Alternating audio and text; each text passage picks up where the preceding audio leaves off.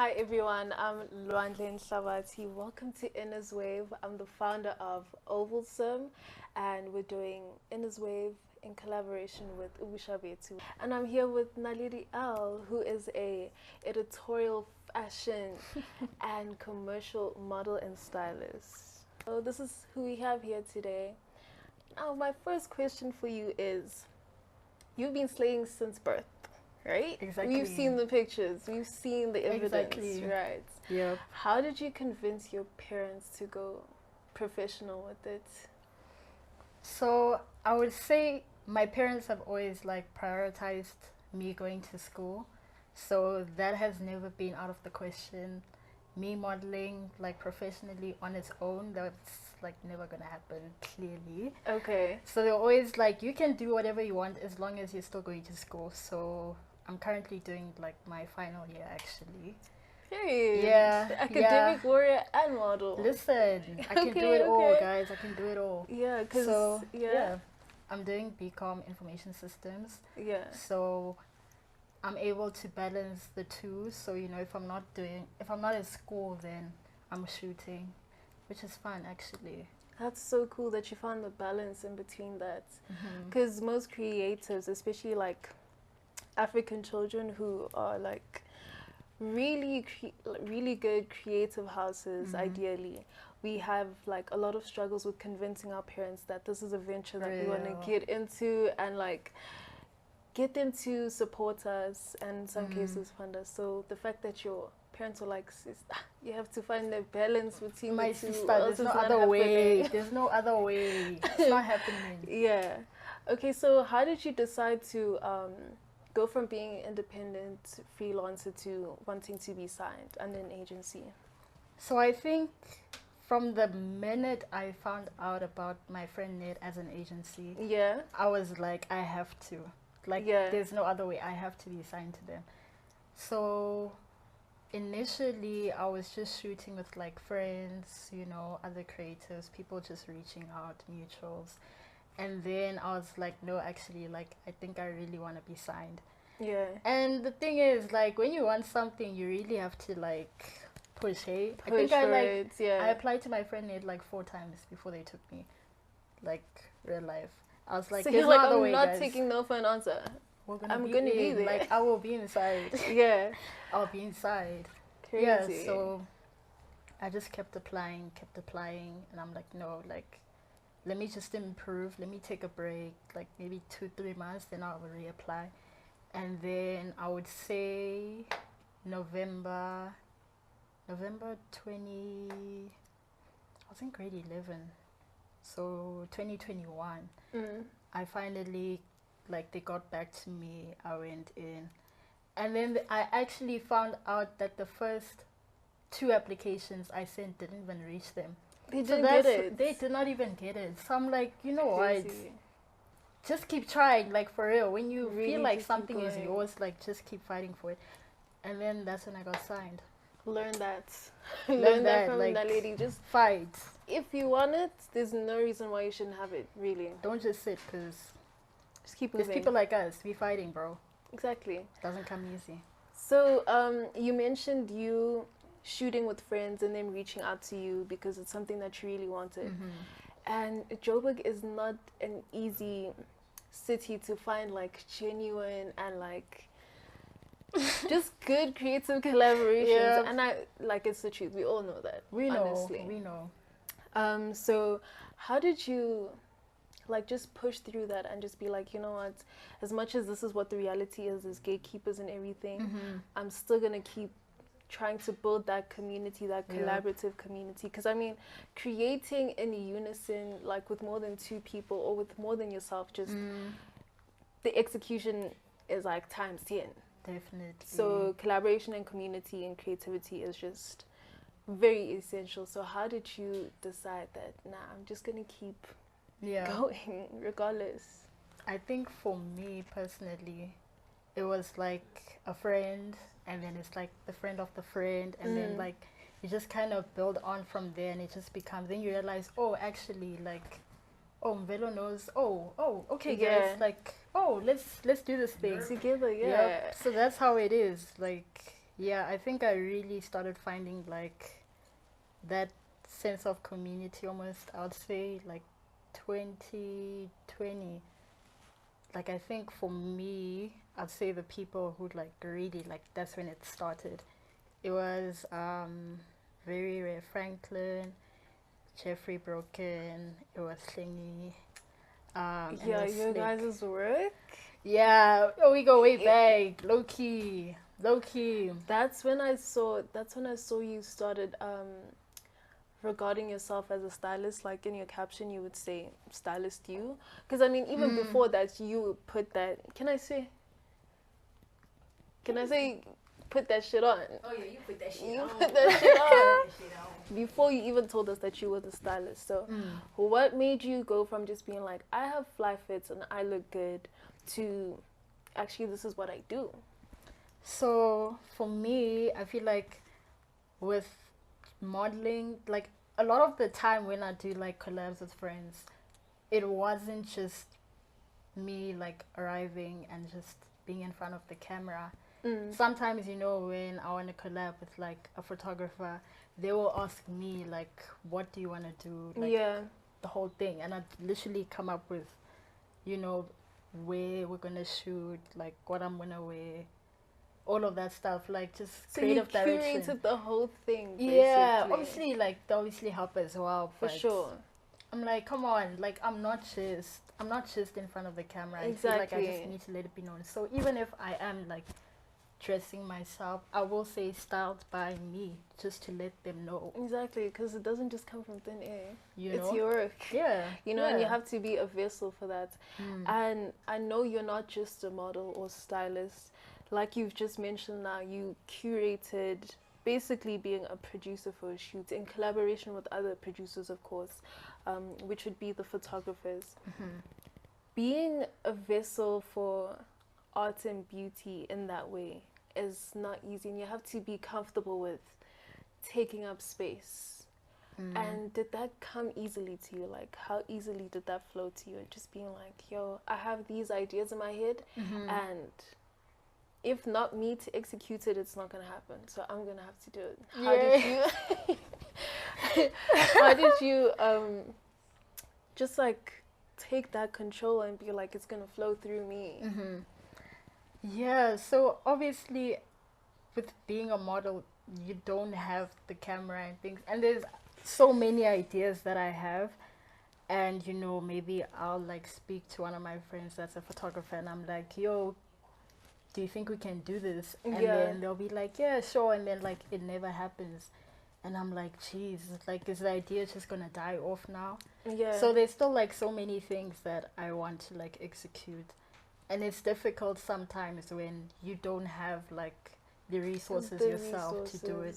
So it's a little bit frustrating, but at the same time, like I don't let it like get to me. I'm just like, you know what, this is my idea, and when the time is right, surely I'll get the chance to like put it out there. That's so cool. That's really so cool. So in terms of that, like I know personally as a creative, I use my sensitivity to my advantage. Well, before that though, it would take advantage of me, and whenever I'm sensitive, like it would just be a thing of like, oh, I'm not gonna work because this is how I'm feeling, or these are the circumstances, whatever. But then I just decided to take advantage of it and just be like, this is how I'm feeling. I'm somebody that gets like really overwhelmed by geopolitics, and whenever that's happening, I just crash. So instead of that, I just use like my creativity as like an outlet, even if it's not to bring awareness, but just to, you know, have my sensitivity have a place to go to. So does your sensitivity in any way like fuel your work, even if it's in a negative or positive way? I like to work when like I'm in a good mood. Maybe like certain emotions will bring out like an idea in me, or they'll remind me of something, and I'm like, wait, actually this could be like something you could execute. What the hell is this? Yeah, so I don't know. I definitely like, I feel like when I'm on set, like in the moment, like as we're shooting, then the emotions come out and you're like, wait, actually, like this is kind of storytelling in a way, like the idea just starts to like build itself in a way. Yeah, that's really cool. So what's your favorite environment to work in? Like what type of environment do you feel the most productive in? Like how we have a setting that's a lot more intimate today, or do you like the hustle and bustle of a backstage runway type stuff? Like when do you feel the most productive and the most control of your creativity? Definitely a more intimate setting. Yeah. Like when, I mean, a lot of the time I find myself shooting with people that like are my friends, you know, a lot of the time. People that I start working with, they do become my friends eventually. So that setting is really nice because then you feel more comfortable to say like, no, I actually don't like this. Can we not shoot here? Yeah. Or like, can we do this instead? Like it's very easy to navigate and also bring out ideas. When you're in like a more like professional environment where like maybe the agency booked you for that job, then obviously you're there to model, like that's your job and you're out. This is not your job. Don't say anything. Yeah, just do what you're paid for. Yeah. Which is also nice because you find a lot of like nice people on the set. I don't think I've had like a bad experience. It's like rude. Maybe I have. But like in a more professional setting, no, people are very nice. And yeah, it's cool because everything is very organized. We're on time. Yeah. Okay, so since you've had an experience of more friendly and professional settings or sets to shoot in, what do you wish like people did more on set, learning from both the types of set experiences? I would say respecting people's time, like arriving on time is a big thing. Food, guys, please. Food is so good. Like it is because it is, bro. Yeah, guys, listen, I'm so sorted. Like I'm not leaving until that plate is done. Yeah. Food just, I don't know, like, because then people get grumpy when they're hungry, and then you want to leave. If there's food, there's something to drink, then there's no rush, you know. Yeah, you just people are relaxed, no one's like agitated or anything. Yeah, and things move and work gets done. That's like the minute you have food on set, like I have no complaints. I have no complaints. Food. So you did the collaboration, or not necessarily collaboration, you modeled for Stylist. Yes, which is a Christian-based brand.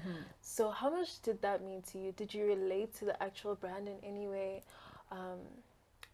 Like, was your faith actually connected to that, or was it just like, this is a cool brand? I think like the brand, they have like a very strong message, you know, like anything that they release, the message is very clear. And it was very nice working on the short film, especially, which was clean. Listen, guys, Franklin, you did your big one. You did your big one with that one. Yeah, like in description. No, like Franklin hit me up and he's like, "Yo, I'm doing this short film. Like, do you want to star in it?" I'm like, "Sure." And then he sent me like the brief, and I was just reading through it, and I'm like the message was just so clear, and I'm like, wow, like, yeah, sometimes, you know, with brands, you get lost. You're not really sure what's the direction. I think with Sathil, like, it's very precise and very, like, clear, and I really, like, respect that, because that's not easy. It's not easy. True. And, yeah, it was just, like, that's one of my favorite shoots I've done. So you really resonated with this? Yeah. Okay, that's so cool. What are you working on, or like what do you hope for this year in terms of your creativity? For this year, definitely collaborate more. I think for us as creatives, sometimes we can get like in our own heads and not want to reach out to people because we feel like they're going to say no and whatnot. Meanwhile, you don't even know. Maybe that person is maybe thinking about you too, and they're like, maybe I want to work with her. Which is exactly how Innerswave happened, by the way. Oh yeah. That sounds. Yeah, so I think just being like very intentional and also like not being afraid to like reach out to people, because if you don't say anything, how are we supposed to know? So exactly. That's something I want to do, just reach out to people that I'm interested in working with more instead of waiting for them to hit me up. That wastes time. I'm also looking to shoot a lot with Hood Pixels, the photographer. Oh, yeah. We did the shoot with like the raincoat and the fish. We did the fish eye. Yeah. Yeah. Promo. Yeah. No, anything like we think about together is just like it always works out perfectly. So yeah, I definitely want to work a lot with him. And I'm excited. Yeah. If I could do like a big brand though, like. Okay, let's mention your top 3 big brands that you would want to work with. Boom, Tebe, I think we already know, like top 1. Top of the list. I would want to do Wanda Lipoto. Okay. And I want to do Backyard too, but like for Backyard, like specifically, like for them to want to shoot with me, because I really love that brand so much. Like they have the coolest things. That paparazzi shot you guys did, that one was like one of the coolest things ever. That was so cool. Yeah, that one was cool. That was really cool. So the question from the producer was, what should we do more as female creatives? Definitely collaborate more. Like, also, do you think it's harder to work because you're a female creative, or to work with certain people? Follow up on the question, do you think it's harder to work as a female creative with other creatives? That's what you said? I think that's what I said. Yeah. I think in a way, sort of, you know. I think it's still quite male dominated, like to an extent, in terms of like, especially in photography. And there are a lot of super talented female photographers, but you know, yeah, they're definitely the minority. And I just feel like if we can just like work more together, like maybe have events for each other to, you know, speak and just like engage with one another, because things can get quite cliquey at times. You find like the same five people working together over and over and over. Yeah, and which it's like, why not like reach out, expand, see who else expand the story, exactly. Yeah, get different perspectives. So that's definitely something. I mean, I'm guilty. The only female creative shot me is Dawn's films. That was for Deadstock, and and I'm like, why? Like, why is that the case? That's like, that shouldn't be the norm.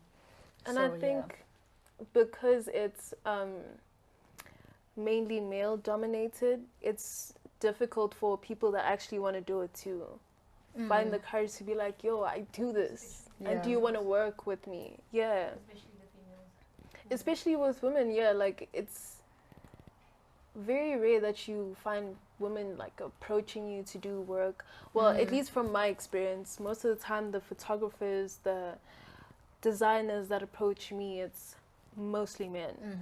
You know, and I know for a fact that women are there working and perfecting their craft. But like, just not necessarily in community. We mostly do it in isolation. So yeah, I think that's something we should definitely work on. Yeah, I think the shoot, Nondumiso, the photographer, she did like a shoot with like a bunch of like female creatives last year. That shoot was really cool. I'm like, I need to we should look do at more that. of that, you know. That was very cool. Yeah. Thank you guys so much for tuning in with us, and we're looking forward to the next episode.